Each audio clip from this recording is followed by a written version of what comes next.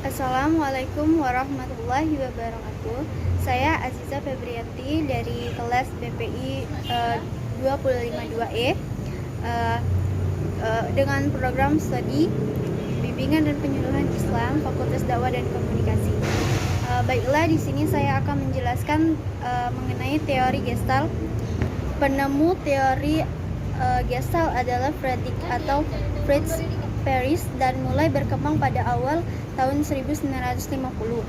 Pendekatan Gestalt berfokus pada masa kini dan itu dibutuhkan kesadaran saat itu juga. Kesadaran ditandai oleh kontak, penginderaan, dan gairah. Kontak dapat terjadi tanpa kesadaran, namun kesadaran tidak dapat dipisahkan dari kontak. Konsep dasar psikoterapi Gestalt menitik beratkan pada semua yang timbul pada saat ini. Pendekatan ini tidak memperhatikan masa lampau dan juga memperhatikan yang akan datang.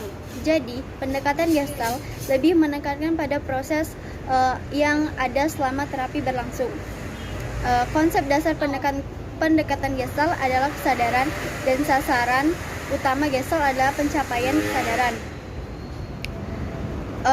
Kesadaran ada 3, yaitu kesadaran akan efektif apabila didasarkan pada dan disemangati oleh kebutuhan yang ada pada saat ini yang dirasakan oleh individu.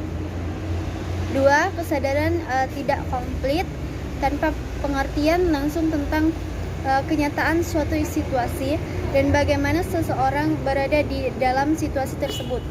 Yang ketiga yaitu kesadaran itu selalu ada di sini dan di saat ini. Kesadaran adalah hasil penginderaan, bukan sesuatu yang mustahil terjadi.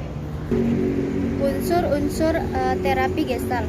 Terapi Gestalt juga mengatakan bahwa manusia bertujuan untuk wellness dari atau diri yang utuh dan integrasi diri dari pikiran, perasaan, dan tingkah laku. Manusia memiliki kemampuan untuk mengenali pengaruh masa lalu terhadap masalah pada saat ini.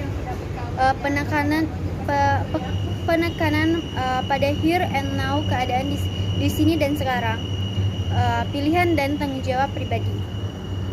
Munculnya gangguan pada teori Gestalt yaitu ada 6, yaitu kurang kontak dengan lingkungan, confluence, unfinished business, fragmentasi, top dog atau underdog, yaitu orang yang mengalami perpecahan dalam kepribadiannya, yaitu antara apa yang mereka pikir harus dilakukan atau disebut dengan top dog, dan apa yang mereka inginkan disebut underdog. Dan yang terakhir adalah polaritas atau ekonomi. Tujuan teori Gestalt yaitu untuk membantu klien agar berani menghadapi berbagai macam tantangan dan maupun kenyataan yang harus dihadapi. Tujuan ini mengandung makna bahwa klien harus dapat berubah dari ketergantungan terhadap lingkungan atau orang lain menjadi pada dirinya sendiri. Dapat berbuat lebih banyak untuk meningkatkan dan kemaknaan hidupnya.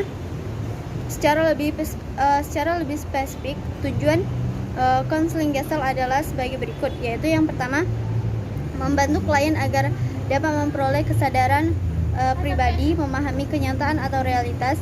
Yang kedua, membantu klien menjadi pencapaian integrasi kepribadiannya. Yang ketiga, mengentaskan klien dari kondisinya yang tergantung pada pertimbangan orang lain ke mengatur diri sendiri atau to be true to himself. Peran terapis dalam teori Gestalt ada beberapa peran terapis, yaitu memfokus pada perasaan klien, kesadaran pada saat yang sedang berjalan, serta hambatan terhadap kesadaran.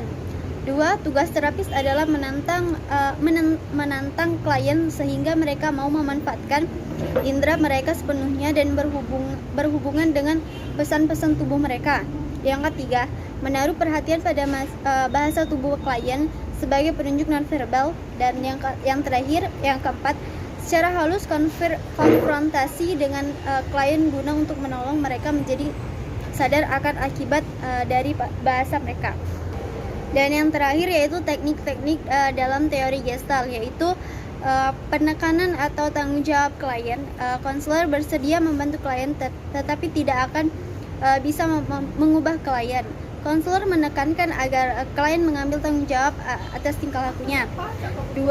Orientasi sekarang dan saat ini. Konselor tidak membangun kembali atau mengulang masa lalu atau motif tidak sadar, tetapi memfokuskan ke keadaan sekarang. Masa lalu hanya dalam kaitannya dengan keadaan sekarang. Dan yang terakhir, yang ketiga, orientasi kesadaran atau konselor meningkatkan kesadaran klien tentang diri sendiri dan masalah-masalahnya. Sekian, mungkin itu saja yang bisa dapat saya jelaskan. Lebih dan kurang saya mohon maaf. Kepada Allah saya mohon ampun. Wassalamualaikum warahmatullahi wabarakatuh. Terima kasih.